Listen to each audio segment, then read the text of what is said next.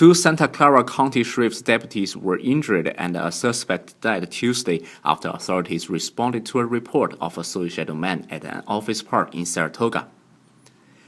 In an afternoon tweet, the sheriff's office reported the injuries at Saratoga and McFarland Avenues.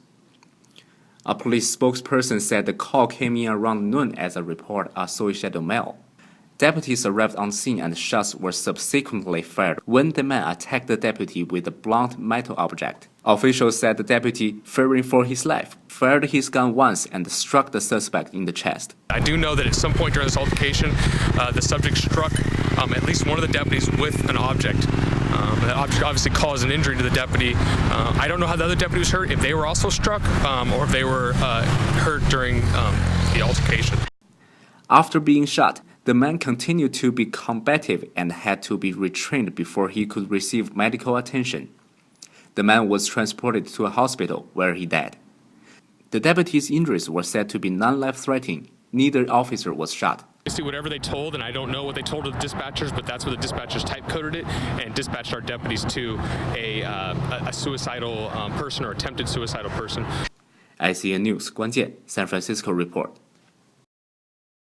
Natural gas from an underground pipeline owned by Pacific Gas and Electric Company ignited on a residential street in Oakland, California on Tuesday, but no injuries were reported, according to the utility and the fire department.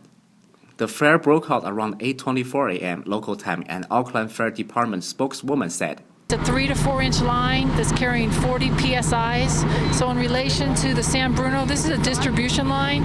San Bruno was a transmission line that had 400. So there's a lot less natural gas that's going through it. PG&E said the fire was fueled by natural gas leaking from a pipeline. It was a gas pipeline break. The utility is investigating what caused that gas leak. This line is what's called a distribution feeder main, so it's actually a main where the smaller distribution pipes that feed homes directly, it's part of our lower pressure distribution system. Crews with PG&E dug a trench and shut off the flow of gas on the 4-inch underground pipeline, the utility said. The blaze was extinguished before noon. 26 firefighters were called to the scene, the fire department said. The occupants of 6 nearby homes were evacuated. First thing I saw was my front yard was on fire. It is still unknown whether any property was damaged. ICN News 关键 San Francisco report. A low-level radiation package found in Lafayette poses no threat to the public. Officials say the device was stolen overnight from a Walnut company called Cornerstone Earth Group. It's safe to be around. When it's in its case, the reading is very low. It's 0.5 millirem per hour, and you get 300 millirem per year just from natural radiation, so you can see what kind of a threat. It's not a threat as long as you don't open it up and take the radioactive source out. The package is a low-level radiation device called a moisture density gauge and is used in construction. The manufacturer of the device was notified of the incident.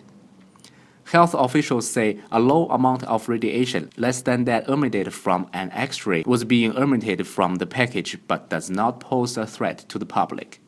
Officials say they do not know how the device ended up at Mountain Diablo and Brown Streets.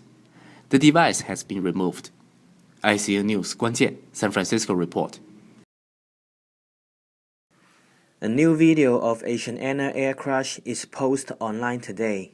The pilot who flying the Asiana airline jet that crashed in San Francisco International Airport was worried about landing successfully because a system used to guide planes down to the runway had been turned off during a construction project. Before the flight, the pilot was asked about his knowledge of the airplane auto-flight system. He said he wasn't so confident and believed he needed to study it more. A 6-year-old boy, Dong Wong, has been suspended from school in Colorado for kissing a classmate on the cheek because his principal considered it sexual harassment. We were in reading group,